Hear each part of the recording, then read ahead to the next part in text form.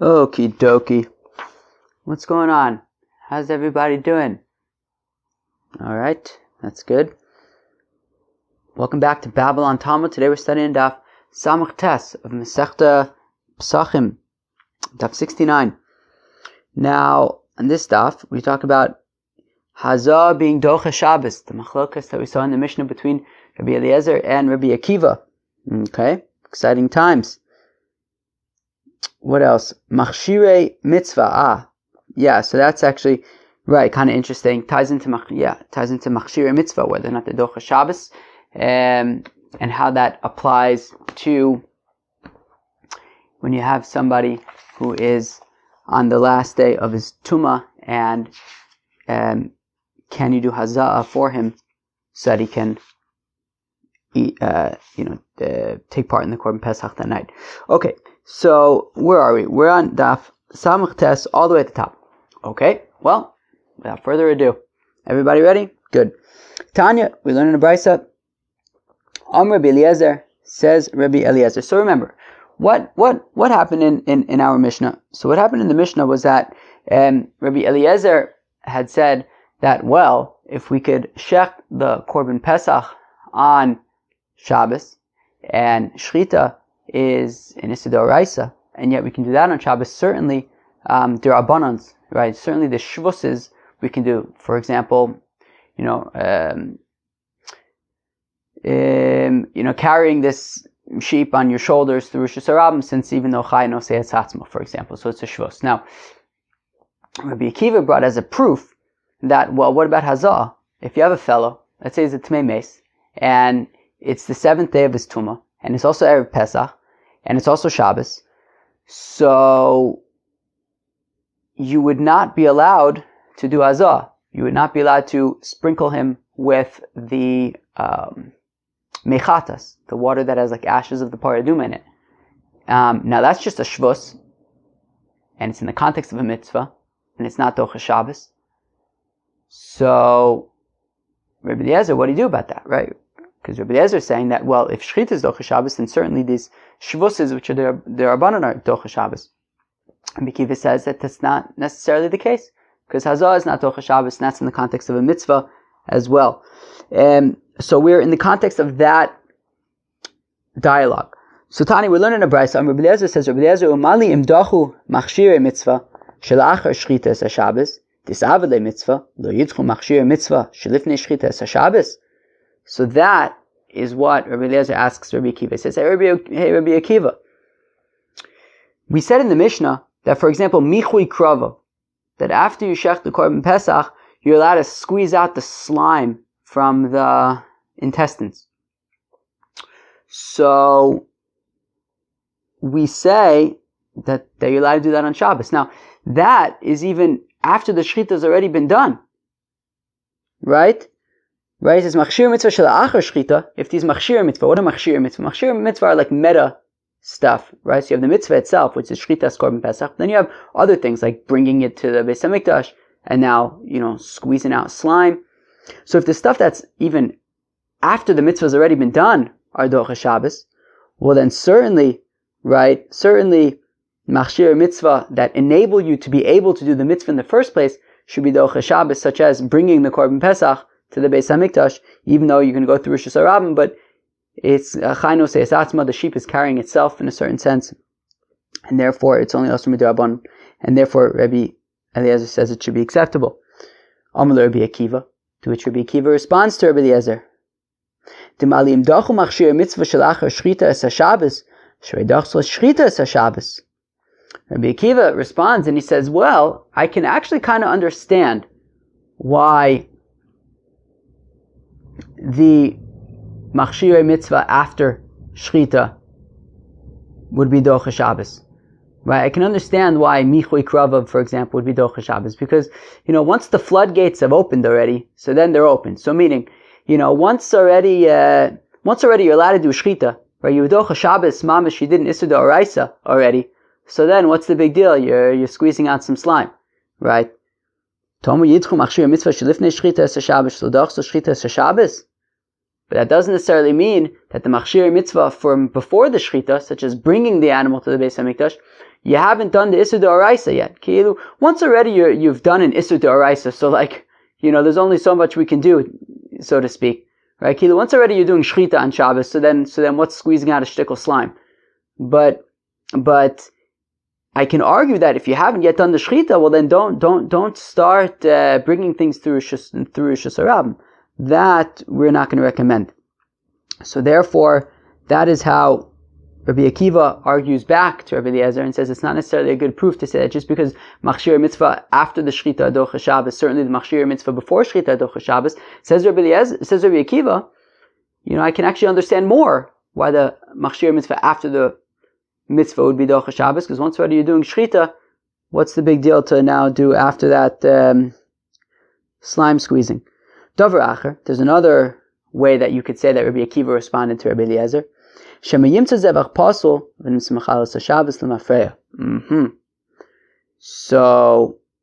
Akiva says another way I can argue is that, well, let's say you schlepped your korban pesach on your back through Rishus Harabim,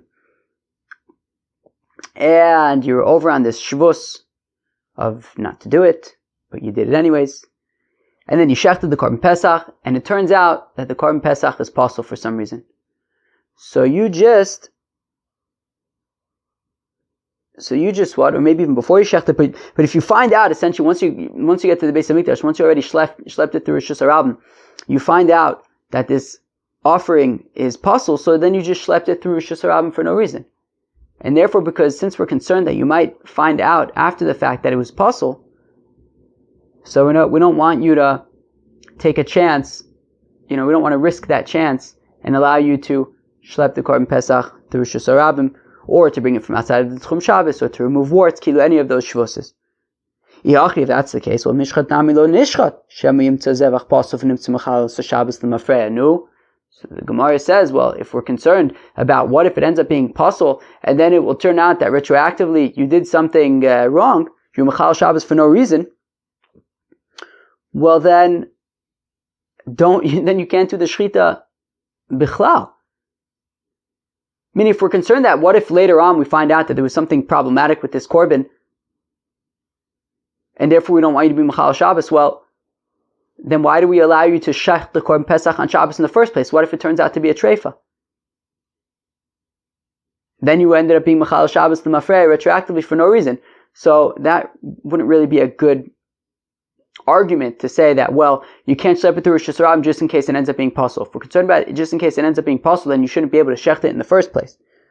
So Ella, says the Gemara, ha'amr le bereisha, this thing about being concerned about maybe it'll end up being possible was Rabbi Akiva's first response to Rabbi Eliezer, ufarche, and then they said that's not going to work because then you won't be able to shecht it either.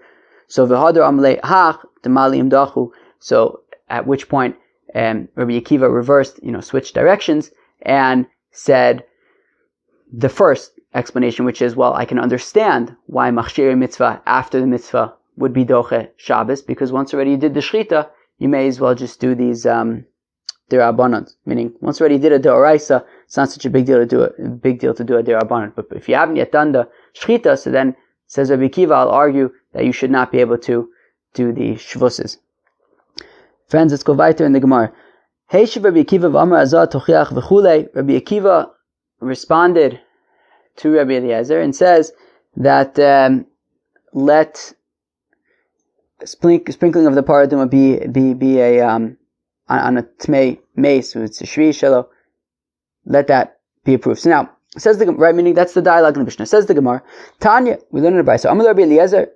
Rabbi Eliezer says to Rabbi Akiva. So now, I can't remember where. I thought it was somewhere in Masechta Shabbos. I feel like I've said this a few times. I can't remember where, but somewhere I think it said that Rabbi Akiva was a student of Rabbi Eliezer and Rabbi Yoshua. And you see that a lot. Not only did we see that in our Mishnah the other day, that Rabbi Akiva calls Rabbi Eliezer Rebbe, but also you see it in the dialogue over here that Rabbi Eliezer is referring to Rabbi Akiva as Akiva, and Rabbi Akiva is being very mechubad to his Rabbi Eliezer.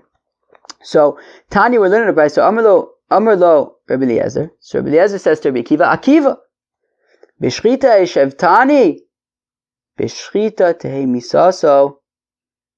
So I actually didn't learn this up. I learned this with a friend last night. We both understood it to be the same way. I'm assuming it's correct. The Rabbi Eliezer responds to Rabbi Akiva, and he says, you are responding to me in the context of Shrita, may it be that you get slaughtered. And what's kind of eerie about this is that, as we learned in Masech the Brachos, that Rabbi Akiva actually was murdered. One of the Asar Regei Malchus. Anyways, it's a very stark response of Rabbi Eliezer to Rabbi Akiva, right? So he says, Akiva, b'shrita eshavtani, you responded to me regarding Shrita, b'shrita te misaso, so should his death be in Shrita, i.e., you should be slaughtered. Amrlo, Rabbi Akiva says to Rabbi Eliezer, hold your horses, Rabbi, al tachprein b'shas adin. Don't, right? Rashi says, al tachprein, al tichpor b'ma shelimadetani. Don't deny that which you taught me right now, b'shas adin, when we're deliberating about this. Kach mekublani mimcha. This is the Kabbalah that I have from you. Hazoas shvusi v'enadochas haShabbos. That Rabbi Akiva says to Rabbi Eliezer, I dafka learned from you that Hazah is not dochas Shabbos, right? Meaning, Rabbi Akiva is saying to Rabbi Eliezer that sprinkling of the parah aduma is not dochas Shabbos. Therefore, we see it's a shvus and it's not dochas Shabbos. Rabbi Eliezer responds and he says, what do you mean? Of course, since Shrita is dochas Shabbos, certainly Hazah is dochas Shabbos. It's only a shvus. Rabbi Akiva then responds to Rabbi Eliezer and he says, what do you mean? You taught us that Hazah is not dochas Shabbos. Well, if that's the case, the Rabbi Eliezer taught this. The Rabbi Eliezer taught that Hazah is not dochas Shabbos. Well, then how come he changed his mind to say that Hazah is dochas Shabbos? So Mu'ula, Rabbi Eliezer ki agmre Hazah de truma agmre. Interesting. So it says Ula that when Rabbi Eliezer said that Hazah is not dochas Shabbos, it's in order to eat truma. Meaning, if you have a fellow who is a tmei meis, and it's the 7th day of his tumah, and he wants to be able to eat truma that night, so therefore he wants to get sprinkled by the chatas, by the ashes of the parah aduma. So that's not dochas Shabbos, nor that he can eat truma, because the truma gufa lo dochas Shabbos, because truma itself, separating truma itself is not dochas Shabbos. Sprinkling the ephod parah aduma so that you can eat truma motzoi Shabbos is not dochas Shabbos either. Rabbi Akiva nami ki os ve'azah de truma osvei shi mitzvah mishum shvus. And Rabbi Akiva also, when he was responding to Rabbi Eliezer, he was responding in the context of Hazah for truma as well. So when Rabbi Akiva said to Rabbi Eliezer, "Hey, you taught us, hey, Hazah is not dochas Shabbos." He was specifically referring to Hazah in order to eat truma. V'hu savar, whereas Rabbi Eliezer, when he sort of argued back and said that certainly Hazah is dochas Shabbos because Shrita is dochas Shabbos, he thought Hazah de Pesach kamosav le, that Rabbi Akiva was asking him a question from Hazah on Pesach. But Rabbi Eliezer really didn't change his mind regarding Hazah of Truma, which is what Rabbi Akiva was talking about, that Rabbi Eliezer taught. So according to Ula, Rabbi Eliezer really didn't change his mind. They were just talking about apples and oranges.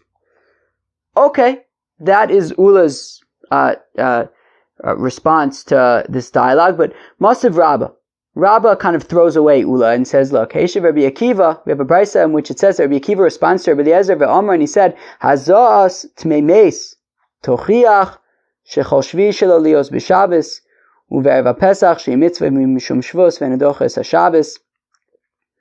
So we have a brisa that says, let's read that again. Heshiv Rabbi Akiva ve'Omer, that Rabbi Akiva responded to Rabbi Eliezer ve'Omer, and he said, Hazoas tmei meis tochiach, that the sprinkling of the ephod parah aduma for a tmei meis should be the proof against you, Rabbi Eliezer. Shechol shvi shelo lios b'Shabbos uve'erev Pesach, that if you have this tmei meis, that the 7th day of his tumah falls out on Shabbos, that's erev Pesach. She mitzvah v'imshum shvus, that on the one hand it's also midrabanan to sprinkle the chatas, but on the other hand, it's also a mitzvah so that he can eat the korban pesach, and nonetheless, ve'enu doches haShabbos, and it's not doches Shabbos. So we see that Rabbi Akiva was responding to Rabbi Eliezer in the context of Hazoas, specifically of a tmei meis, specifically in the context of Pesach, not Truma. So Levadai, Hazoas Pesach Agmei. So certainly, what they are talking about is Hazoas Pesach, right? And therefore, when we saw in that other brisa earlier that Rabbi Akiva responds and he says, "Hey, you taught us this." He's talking about Hazah of korban Pesach. So Rabbi Eliezer. So, well, then going back to our initial question, well, if that's the case, that Rabbi Eliezer did in fact teach that Hazah of Tmei Meis would not be Docha Shabbos if it's the seventh day of Tumah. Well, then, how come he changed his mind all of a sudden to argue with Rabbi Akiva and to say that certainly the Hazah would be Docha Shabbos since Shechita is Docha Shabbos? So listen to this. Rabbi Eliezer Gemari Isakerle Vas Rabbi Akiva Lad Kure Gemari. Rabbi Eliezer Taka forgot. He forgot what he taught. He forgot. I don't know if this means like a Rav Yosef in Abaye situation where like Mamish, Rav Yosef forgot like a lot of his learning and Abaye always has to remind him. Although I feel like we haven't seen that in a while. I feel like for a long time we would see that all the time. I feel like we haven't seen that Abaye and Rav Yosef dynamic in a little bit. But anyways, I wonder if it's that kind of thing here with Rabbi Eliezer and Rabbi Akiva, or it's just like, Rabbi Eliezer forgot this and Rabbi Akiva was reminding him. But anyways, that's what happened. So Rabbi Eliezer had in fact taught that Hazah would not be Docha Shabbos. He then forgot that he taught that, and he was arguing that Hazah should be Docha Shabbos. And Rabbi Akiva was reminding him that, hey, you had taught us that Hazah is not Docha Shabbos. V'neimele behedja. So why doesn't Rabbi Akiva just tell Rabbi Eliezer explicitly, like, hey, you taught us that. Why did we need sort of like these reminders? So Savalav Orach Ara, he figured that it's not exactly so mechubad to kind of tell him explicitly, like, hey, you forgot what you're talking about. So therefore, he kind of tried to I guess be a shtickle more subtle about it. Okay, although ultimately, I guess he did. We saw in that other brisa that he did kind of say pretty straight up that kach mekublani mimcha. I guess eventually he said that. Okay, fine. Vazar my time lodachya Shabbos. Now this is interesting. So the Gemara wants to know how come, according to Rabbi Eliezer, the hazah of a tmei meis, that is shvi shelo, is on Shabbos erev Pesach. How come you're not allowed to sprinkle this fellow with mei chatas? Mirdei tiltuli ba'amu tzidach Shabbos mishum Pesach. What's the big deal with doing hazah? What you're gonna like? I guess muktzah. What you're gonna move this efer paraduma? What's the big deal? We have a korban pesach over here. That if you sprinkle this fellow, he could bring his korban pesach. That should be stronger. That should be a stronger sort of interest, and we should sprinkle this fellow with efer paraduma. Even though you might end up, even though you're gonna have to move this, I guess muktzah efer paraduma in order to do it, but it's for a good reason, so that this fellow could offer a korban pesach. So listen to this. Says Rabba the same thing that he says for why we don't blow shofar on Shabbos Rosh Hashanah, why we don't take the lulav on Shabbos Sukkos. Shema yitlena v'avirena arba amos b'Rosh Hashanah. It's the gezeira de Rabba that we're concerned that maybe you will carry it 4 amos in Rosh Hashanah. So because we're concerned that you'll carry it 4 amos in Rosh Hashanah, we do not sprinkle the efer paraduma on Shabbos. Now listen to this question. But still, who are we talking about over here, friends? Talking about Rabbi Eliezer. What does Rabbi Eliezer say? The Perek in Masechta Shabbos, Rabbi Eliezer de Mila. The Machshirim is for Docha Shabbos. Right? If he didn't bring the knife for Bris Milah from before Shabbos, he could bring it on Shabbos, according to Rabbi Eliezer. What did he say? We can even make a fire so that he could make a knife to be able to do the Bris Milah on Shabbos. Right? So now Rabbi Eliezer says that machshir mitzvah, meta mitzvah stuff are docha Shabbos, and therefore what, Chaver? Therefore, what's the big deal? What, he's going to carry Talad Amos? So let him carry a Talad Amos. It's machshir mitzvah. You're doing that. You're sprinkling him with this Efer Paraduma so that he can do a mitzvah, so that he can bring the korban pesach. So let him carry a Talad Amos and Rosh Hashanah. That's not a big deal. It's allowed. So listen to this. Amri, they say anemile hechad degav gufe chazi v'mechiyuva ale. Aval hechad degav gufe lo chazi lo mechiyuva ale. Very interesting answer. The Gemara says, well, it's different. When it comes to bris milah, so the baby, assuming that the baby's healthy, so then, and you can do the bris. So what are you waiting for? You can do the bris. The only thing that's holding things up is that you don't have the knife. So bring the knife so you could do the bris. But over here, we're talking about a fellow who lemaise is tameh. So he's not going to be bringing, like currently, he's not fit to bring a korban pesach. And therefore, since he's not fit, we're not going to sprinkle him with the Efer Parduma so that he can become fit. If he's not fit right now, we just leave him. So in a situation where you have the mitzvah that's able to be done right now, and it should be done right now, the only thing is that we're missing some kind of meta thing, so do it, right? If you need the knife so you can do a bris milah, that's the only thing holding things up, so go get it. But in this case, this is a fellow who is not fit at the moment to bring a korban pesach. We want to make him fit so that he could then bring a korban pesach, but at the moment he's not fit, so we're not going to be mechal Shabbos in order to, make him fit so that he could then do a korban pesach. That is why Rabbi Eliezer says that even though machshir mitzvah in general are docha Shabbos, it would not be docha Shabbos right now. Let's go weiter. Amar Rabba, says the holy Rabba, the Divrei Rabbi Eliezer, that according to Rabbi Eliezer, ka'in bari mechamen lo chamen lavroso v'lemulo b'Shabbos.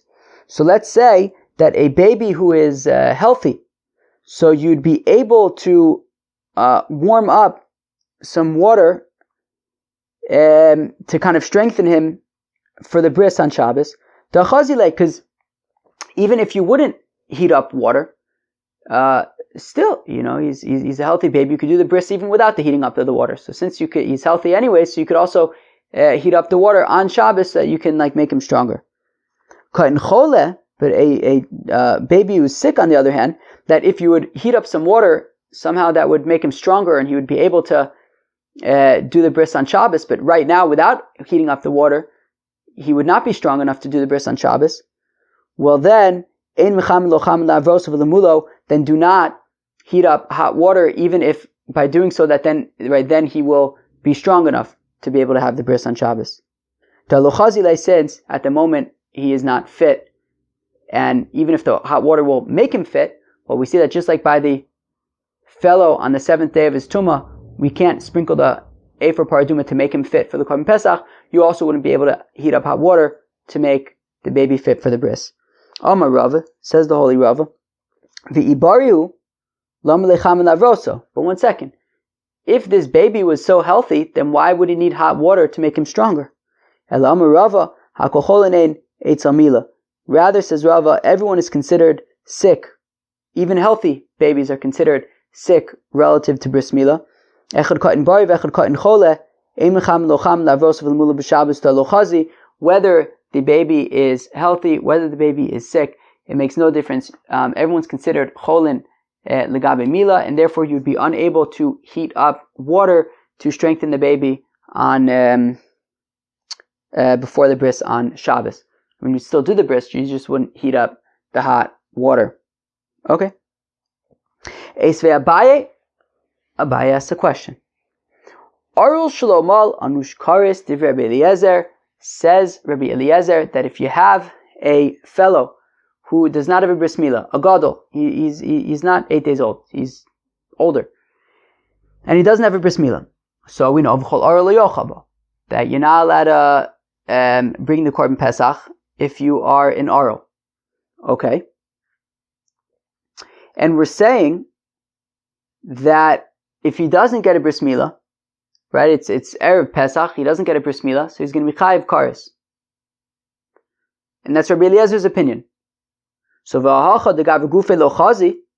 so here we see that you have a fellow who's not fit to eat korban pesach. He doesn't have a bris. V'katani anush kares. And we see that nonetheless, he's chayiv kares. Amurami chiyuvi ale. So we see that there's a chiyuv, right? Meaning, even though right now he's not fit to bring a korban pesach because he's an aral, but he still has a chiyuv to fix himself. He has a chiyuv to get a bris so that he can bring the korban pesach. So we should say the same thing over here. You have a fellow. It's the 7th day of Tumas Hames. There is something that so right now he's not fit. He's Tmei Mes. He can't bring the korban pesach. But there's something that he can do so that he can bring the korban pesach. He just needs to get a little bit of this magical water with some ashes of a cow in it, and ta-da, he can bring a korban pesach. So therefore, we want to argue that just like an aral, who right now is not fit to bring a korban pesach, but he can make himself fit to bring a korban pesach if he gets a bris milah. And we say that if he doesn't do that, he's chayiv kares. We should say the same thing here as well, that if you have this fellow who's a tmei mes, right now he's not fit to bring the korban pesach. However, he can get sprinkled with this water, and then he can bring the korban pesach. So wouldn't Rabbi Eliezer say that just like the aral needs to get a bris, therefore the tmei mes fellow should also get sprinkled with water, and therefore it should be docha Shabbos? That's Abai's question. What do you guys think of Abai's question? Everyone's impressed, right? Of course. Amar Rabba says, Rabba Ksav Rabbi Eliezer ain't shochtim v'zorken al tmei sheretz. Interesting. Kind of interesting. Let's say that. Let's say it's kind of interesting. So it says Rabba that Rabbi Eliezer holds in shochtim v'zorken al tmei sheretz that if you have a fellow who is a tmei sheretz, he touched a dead sheretz. Now you don't do shchita and zrika of the korban pesach. Rather, he waits until pesach sheni. And we want to say that the same thing would apply to all tumas erev, right? Meaning tmei sheretz. If you touch a tmei sheretz, a dead sheretz, you become a rishon l'tuma, and you're tamei until the evening. Now, the same thing in this case, essentially, right? You mean you go to the mikveh and then you tamei till the evening. Now, the same thing case over here, also by the tmei mes, that he gets sprinkled with this aver paraduma. Now he's just tamei till the evening. In the evening, he's good to go. Now we say that nonetheless, a tmei sheretz, doesn't bring the korban pesach. Rather, he would bring the pesach sheni. Now, this is the interesting part because it's not really true, and we're going to reject it. At least the way I understand it, it's not really true. And also the way I understand it, we're going to reject it. But anyway, let's go back to now, in any situation where a yachid wouldn't do it, he would be pushed off to Pesach Sheni. So then, b'tzibur avdei b'tuma, the tzibur, they can just do it b'tuma. V'chol milsa de'isei b'tzibur isa b'yachid, and anything that is b'tzibur also applies b'yachid. Okay. V'chol milsa de'lesa b'tzibur lesa b'yachid. And anything that doesn't apply to the congregation also doesn't apply to individuals. Okay, let's go on for a second. Arelus. The ikule tzibur arelim ninu. That if the entire congregation didn't have a bris milah, if the majority of Am Yisrael didn't have a bris milah, we don't say that, okay, so bring a korban pesach ba'arelus. We don't say that. Amrinalu, rather what we do say to them is kumu mahulu nafshaychu va'avide pischa. Go get a bris milah, all of you, and then do korban pesach. And therefore, since by the tzibur we would say, Chevra, go get a bris, so also by an individual, we say, Mr. Individual, go get a bris, otherwise you chayiv kares. V'ilo ma'il v'avid anush kares. If he doesn't get a bris and do bris and then offer korban pesach, he'll be chayiv kares. However, however, when it comes to Tumah, that if the entire congregation was Tameh, we don't say, okay, everybody needs to get sprinkled with Ephraim Paraduma. Ela avde betuma. so they just do the korban pesach b'tumah, right? As we learned, that the majority of Am Yisrael is Tmei Meis, they just do the korban pesach b'tumah. So Yachinami Potter. So an individual also doesn't necessarily need to get sprinkled with the Efer Paraduma, and he will be Potter as well. And since he'll be Potter, so it's not going to be Docha Shabbos. How could we say that there's like a one-to-one relationship between congregation and individual? That's not necessarily true. Because after all, when it comes to Pesach Sheni, the entire congregation doesn't bring a Pesach Sheni yet, meaning if you have the majority of Am Yisrael Tameh, they don't bring a Pesach Sheni yet, ve'isei v'yachid. Yet an individual does do Pesach Sheni if he's Tameh. So Amalei, so Rava responds to Rafuna B'Rav Yeshua, Shiny Asam to Avalei Tzibur B'Rishon. It's different over there because it's not applicable to the congregation because they already did the Pesach Rishon. But over here where it's applicable, you can compare the tzibur to the yachid. Alright, Meisve, we have a kasha. Yachal lo ye anush karis, ele shahaya tar v'lohaya v'shlohaya b'derech choka. Is it possible, right, there's a brisa, and the brisa says, is it possible that the only people who will be chayiv karis is a person who has no excuse?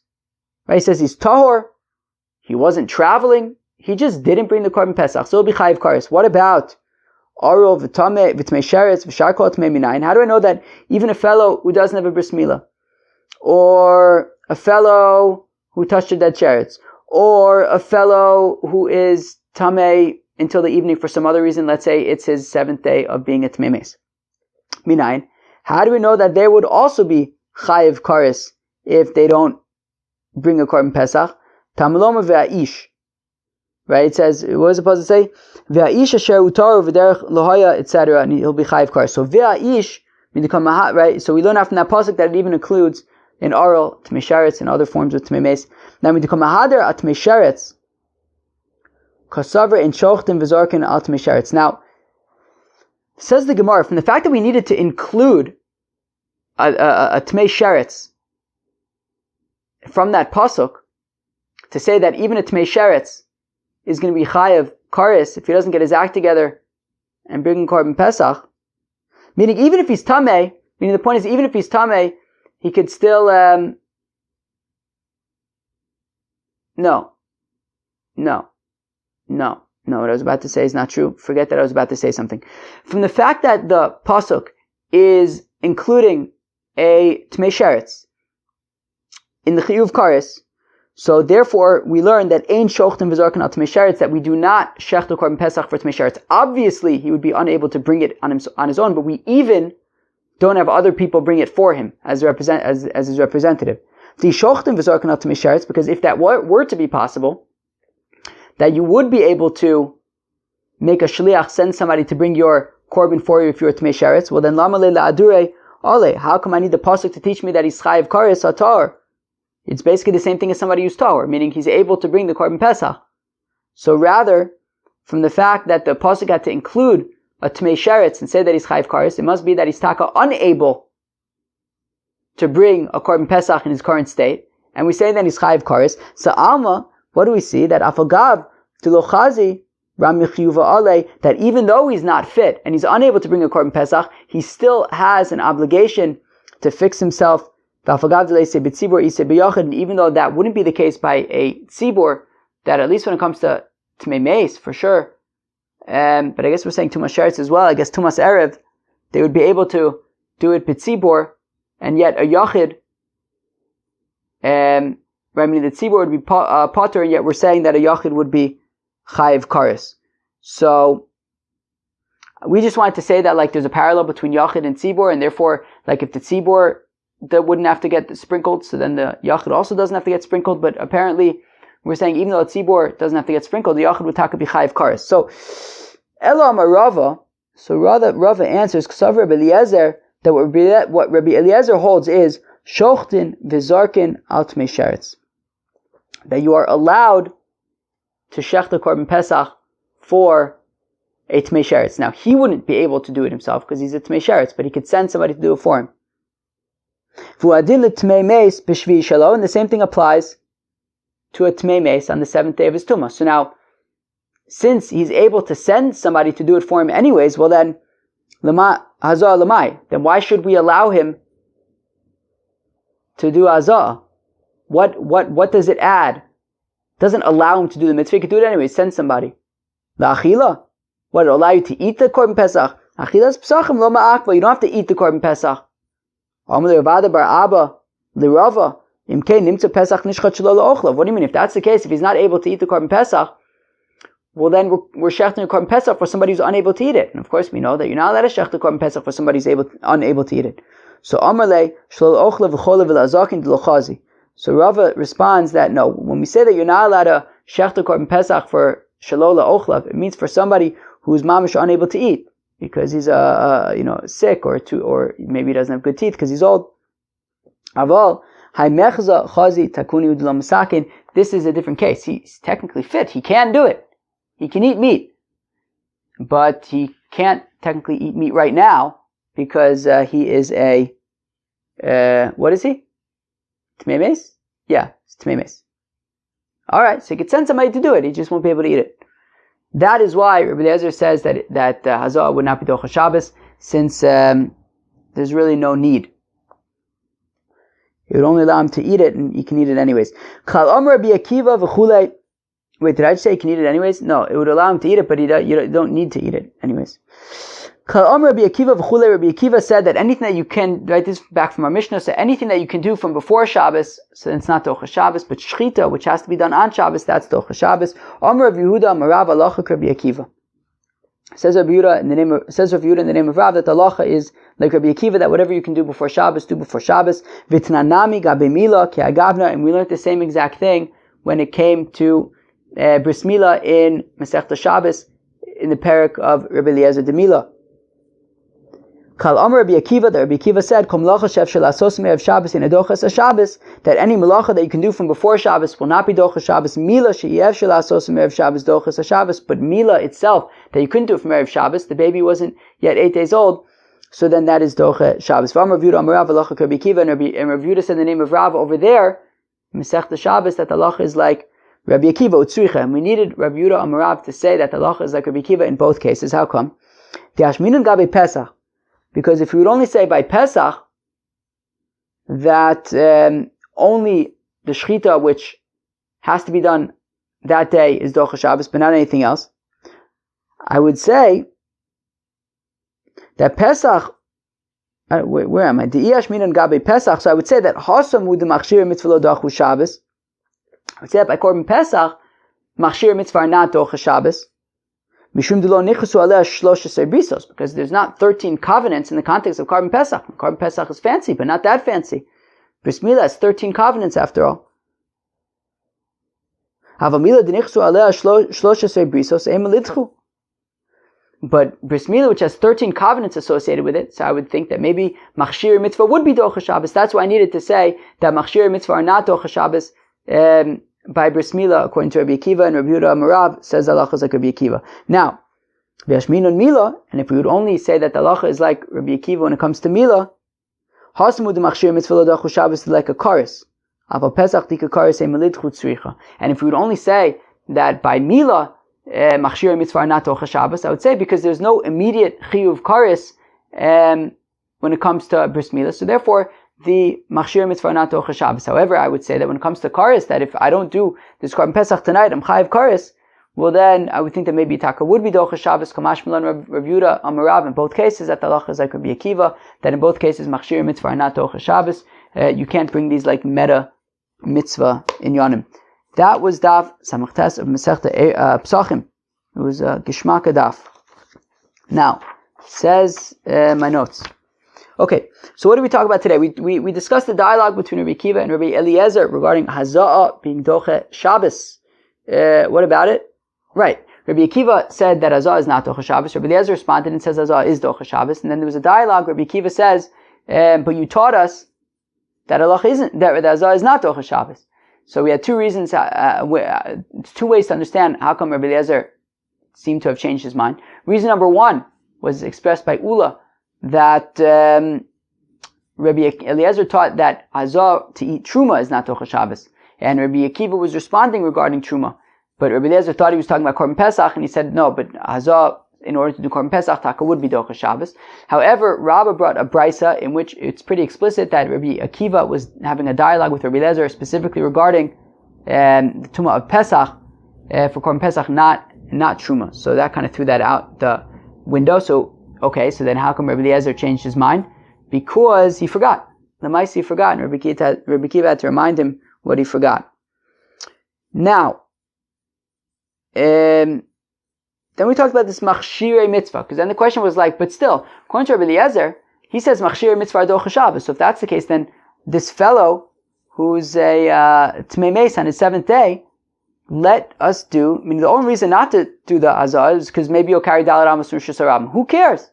According to Rabbi Eliezer, machshirei mitzvah is docha Shabbos anyways. You're going to sprinkle him so that he can do the korban pesach. So let him get sprinkled.